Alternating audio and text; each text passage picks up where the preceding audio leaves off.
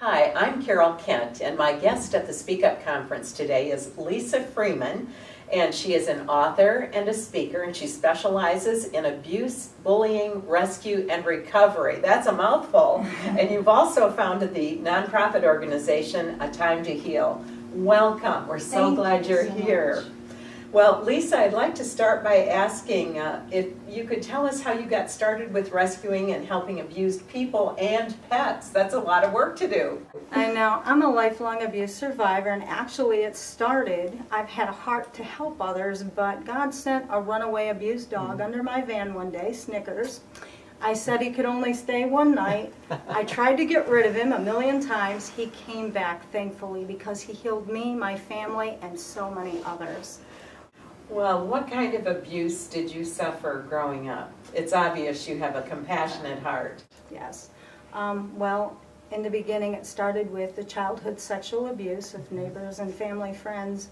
It went on to bullying in school. I was even a bully at one time. Then it went on to dating violence as I became a teen, and I ended up running away. And when I ran away, I was actually a victim of kidnapping. I was beaten, raped, and forced into prostitution. Then later, I even suffered 2 abusive marriages. Oh, my heart is just skipping a beat thinking about what you've gone through. You have written an award-winning book called Run for Your Life, and I'd like for you to tell me a little bit about this. Well, it's really an intense thriller of what I went through out on the road when I ran away. I should have been running to God, but I was running to all the wrong things, and so I suffered from my poor choices. And it's a book geared to the heart of teens to help them to run to God, not to all the things I did. Well, your history says that you actually dropped out of school in the 7th grade, and years later you had a vision that prompted you to go back to school. I am really eager to hear what happened there. Well, I was sitting at my desk writing, because I was a writer by this time, and all of a sudden I saw myself officiating at a young teen girl's funeral, and she was a victim of dating violence. I was horrified, and I said, God, whatever does this mean? You know I would never even want to do one funeral. What's going on? And it was like he said to me, if you go out and share your stories in the schools, you will be saving lives, not doing funerals. I know in your testimony that you talk about suffering from severe panic attacks and agoraphobia. How did you overcome that? Wow, it wasn't easy. I was terrified when I got this call in my life, and I was like, oh God, what am I going to do? But I began praying and trusting him, and actually he had given me that beautiful, wonderful dog who had healed me, and he could partner with me. We shared our parallel stories. God gave me the curriculum within 2 weeks. He was an abused runaway, I was an abused runaway, and now we were running in a safe direction to take that message to kids, teens, and adults. What a powerful message. Very cool. Well, I know you faced a lot of rejection, but you also had a lot of support. Can you tell us a little bit about that? Well, all my life I felt like I never fit in anywhere. I don't care where it was, whether it was at school or when I was an adult, going to church even, because I had this abusive, shameful past. It wasn't glorious like some people's testimony.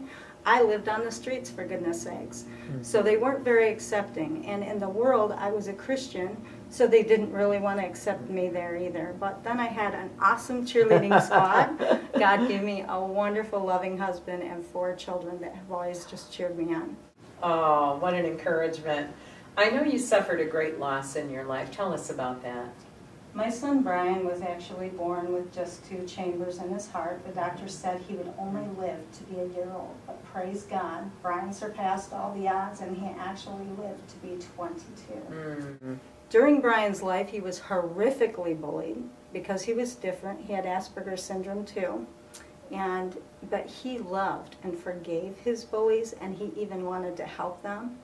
And so after he passed away, we found a change jar Brian had been saving, and God showed us that we were supposed to be the change for Brian, to change hearts and save lives. That is a beautiful story, and I'm so sorry for your loss. I know all of your children have been victims of bullying, but one in particular was nearly bullied to death. What happened? Jeremiah, actually, his bullying started in the 5th grade, and it went on through middle school, and then even on, it escalated in high school, where his life was threatened by a student. He began having terrible panic attacks, would skip school or walk off campus.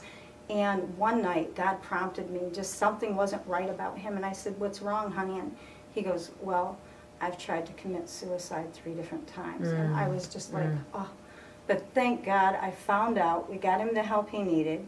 He went on to graduate from school, and now he writes and sings songs to encourage others. Well, that is a wonderful story of hope. You also had a child who suffered after being bullied at work. What took place there? Well, he was bullied in school as well, but it really escalated at work, and he began to numb the pain through cutting and through drinking and doing drugs, and he actually suffered 2 horrendous nervous breakdowns, and he became homicidal and suicidal. But we stepped in, got him the help he needed once again. We prayed over him. He healed. He went on to Bible college, got a degree, and now he works for the mental health department in our local community. Talk about coming full circle. That really is a story. And to wrap up our time together, I know you've recently taken in another rescue. Just to share that story with us. I know it's one of hope. Precious is just an amazing dog. I was thinking I didn't want another dog. We have 3 right now, and we've done a lot of rescues, but Precious is an incredible dog that was living on the street. She had no home, no owner, and somebody called one day and said, "Can you please take this dog? We can't keep her." I took her in, and I placed an ad in the paper. Nobody claimed her for 5 days, and God began to show me, I'm having balancing issues. She's going to be used for my service dog. She's absolutely loving, perfect, and wonderful. Well, we are thrilled to have you here to tell your story and the story of many others.